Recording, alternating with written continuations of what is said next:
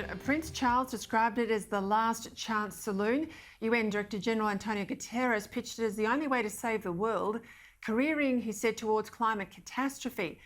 But as the last of the Learjets buzz away from Glasgow, many are asking what concrete commitments, if any, did COP26 deliver? Few are better placed than my next guest to answer that question.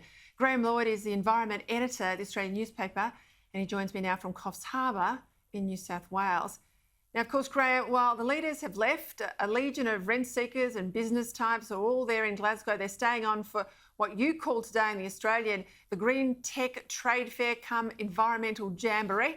I'd also say there's a lot of money changing hands while they're there. Explain for my viewers at home what's going on now in the remainder of the conference.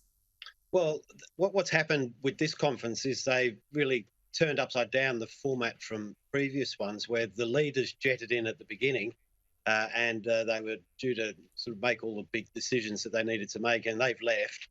And really now, as you have said, there's a program that will last for another 10 days where they'll talk about gender and they'll talk about nature and all sorts of other things. But in terms of making big decisions, the decision makers have left town, and it's telling really that this has been a meeting of world leaders, and there's no communique at the end of it to explain what was decided, and that pretty much tells you that they didn't all decide on very much at all. There were a number of fringe agreements. Yeah, well, I'll just pick you up on that point because I think we've got to underscore that for people at home. I don't think I've ever been to an international conference or seen one in my time of politics, certainly at leader level, where you don't have a communique. I mean, they're the bread and butter of these things, and public servants spend hours and hours on them. What, if anything, of substance was negotiated, agreed by parties? And also, do you judge it to be a success or failure against what it set out to do? Well, against what it set out to do, it's a comprehensive failure, because going in, there were a number of sort of markers that Boris Johnson and Joe Biden tried to put down, and they were to set net zero by 2050 as a global marker, to end the mining and use of coal by the end of this decade for developed countries, and to get an agreement to limit methane emissions. And the G20 meeting immediately before the COP really buried all of them. There was obviously no agreement for those to go forward. So when it came to the COP itself, they were very loose agreements, and they didn't meet the standard that Boris Johnson had been hoping to achieve. Right, between them, China and India are responsible for more than a third of global emissions. What did Glasgow get out of them?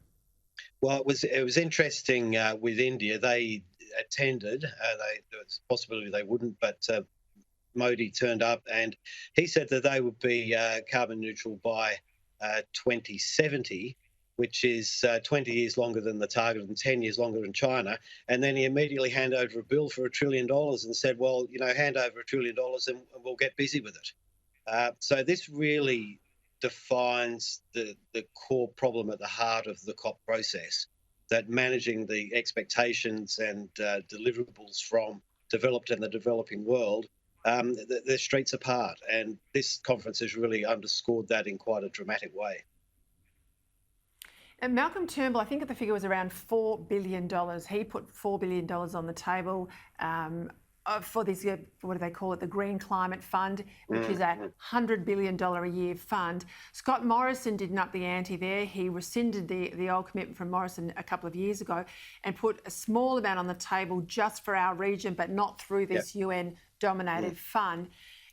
Look, to my mind, this is just now a new grievance industry or conference agenda for rebadged foreign aid. This seems to me to be now a foreign aid forum, less about the environment.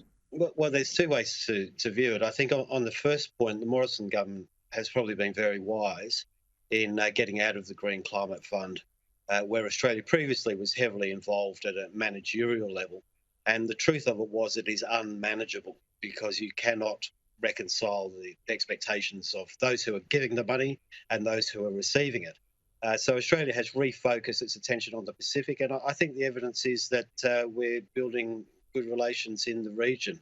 In terms of aid, well, countries say we've only got a certain amount of money to give to international efforts.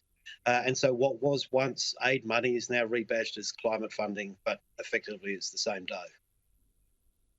Yeah, spot on. You're absolutely right to pick that up as well. Graham, Lloyd, thank you as always. You're absolutely across the detail. Great to have you on the show tonight. Great. Thanks, Peter.